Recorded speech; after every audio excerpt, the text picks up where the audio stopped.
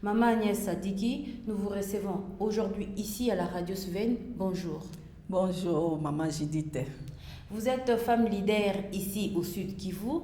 Le 30 juin 2022, le chef de l'État s'est adressé à la nation et il a fait un discours.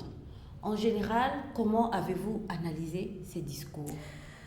Merci pour la question. En fait, personnellement, moi-même, je n'ai pas suivi en direct les discours, mais je l'ai suivi à travers les médias et à travers les réseaux sociaux également. Et personnellement, je ne les considère pas comme un discours. C'est vrai que la constitution de notre pays établit des normes, des exigences pour le devoir pour les chefs de l'État de s'adresser à la nation, c'est notamment le 30 juin. Mais j'ai trouvé cette fois-ci pour le 30 juin ici de 2022, moi j'appelle ça une formule d'expression qu'il a utilisée. C'est juste une formule d'expression parce que au lieu d'être un discours, ça ressemblait à une formule d'expression. Il exprimait quoi en ce moment-là? Bon, on a mélangé d'ailleurs les choses, Madame Judith. Tantôt on parlait de l'inhumation de la relique de notre héros national, que j'ai respecté beaucoup, envers qui j'ai beaucoup de considération, et j'ai loue tout le travail qu'il a réalisé, tous les efforts qu'il a consentis pour que la RDC soit un État souverain. Mais quand on a parlé du discours du chef de l'État, que moi j'appelle une formule d'expression, en tout cas, on n'a pas senti que ce soit un discours pour le 30 juin. Parce que 62 ans après l'indépendance, après qu'il y ait eu des morts pour la souveraineté de notre pays, qu'on puisse nous parler encore de « j'ai ferai ».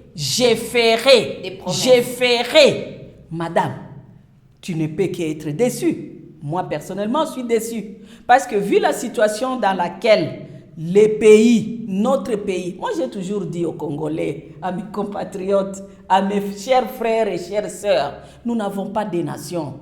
Nous n'avons que ces pays ici, la République démocratique du Congo. Et quand nous parlons de la République démocratique du Congo, nous devons parler des questions qui rongent la population congolaise, dont nous faisons partie. Et donc, la question aujourd'hui qui ronge la population congolaise, c'est cette question liée à l'insécurité que nous sommes en train de vivre à Ituri, au Nord Kivu, au Sud Kivu. Ce ne se passe pas un jour, une nuit, qu'on ne ramasse pas des gens qui sont morts. Et ceux qui sont morts, ce ne sont pas des étrangers. Ce sont des Congolais. Et même s'ils pouvaient être des étrangers, la vie humaine est sacrée. On ne dit pas seulement que la vie des Congolais, la vie humaine. Donc, quand il y a déjà des tueries, et quand il y a des tueries comme ça, toute cette semaine, seulement pour cette semaine, j'ai lu quelque part, j'ai suivi sur les médias, 82 morts en Ituri. S'il faut maintenant comptabiliser tous les morts, donc toutes les personnes qui sont tuées du 1er au 30 juin, écoutez, ça donnerait combien, quel chiffre? Et donc, moi, je pense, quand le chef de l'État doit s'adresser à la nation congolaise, à ses administrés, à ses compatriotes, moi, je pense qu'il faut être avec des bilans.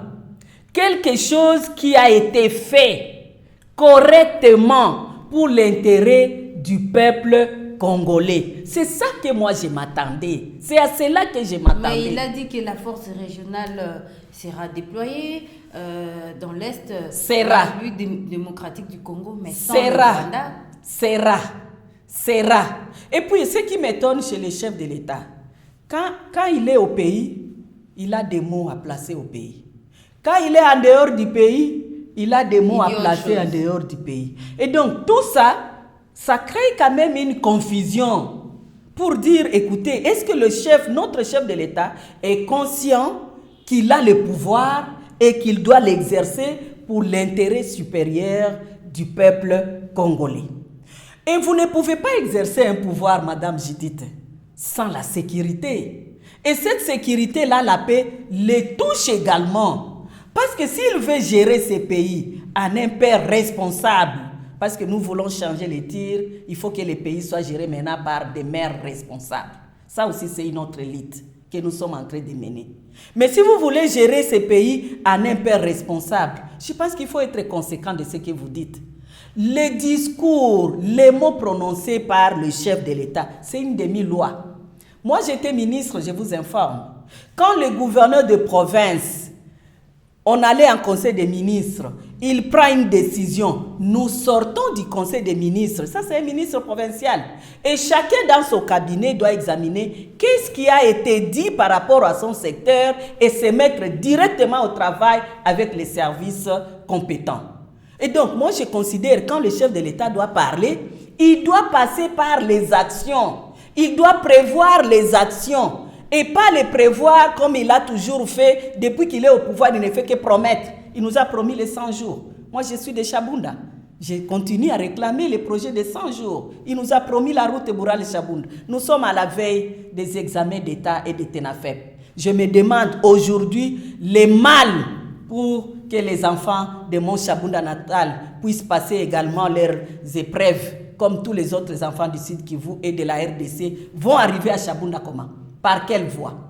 Il nous a promis Mossala et Bandi quand il a rompu le mariage avec les FCC. Nous sommes à une année et plus.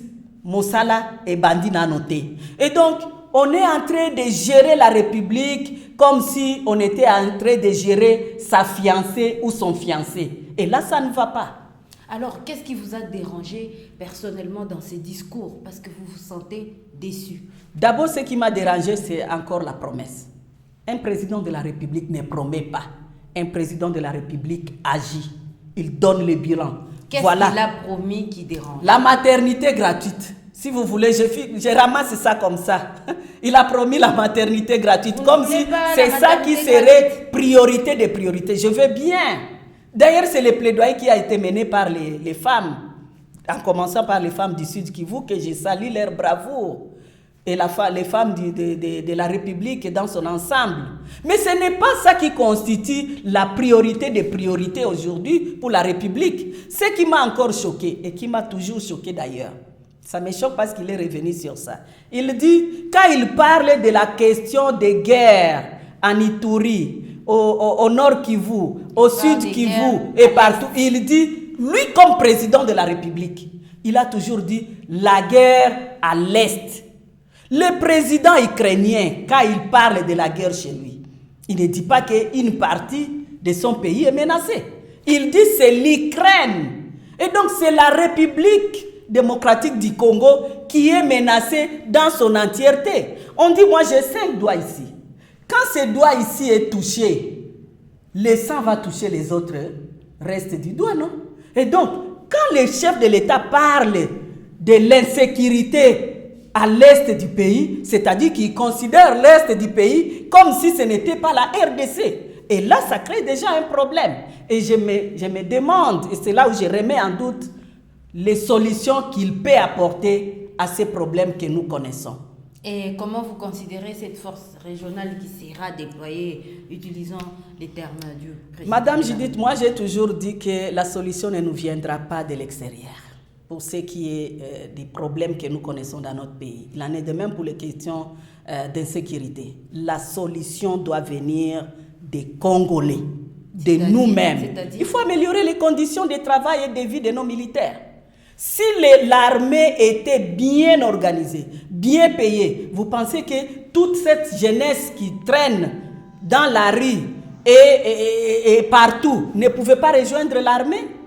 Et donc, moi, je pense que la première démarche, c'est d'abord organiser, améliorer les conditions de vie et de travail de nos militaires, équiper cette armée-là.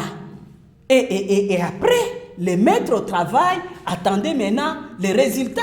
Mais vous n'allez pas demander les rapports à quelqu'un que vous n'avez pas bien doté des moyens de sa politique, les moyens de son travail. Et donc, maintenant que nous sommes face à une guerre, comment ça va se passer? Il faut attendre c'est à qu'on lui. réforme On l'appelle, Madame Judith, on l'appelle le chef suprême, le commandant suprême de la nation, de l'armée. Et donc, moi, je n'entends rien que la paix. Je veux qu'il me donne la paix, qu'il donne la paix au peuple congolais, aux femmes congolaises, et le reste vont suivre.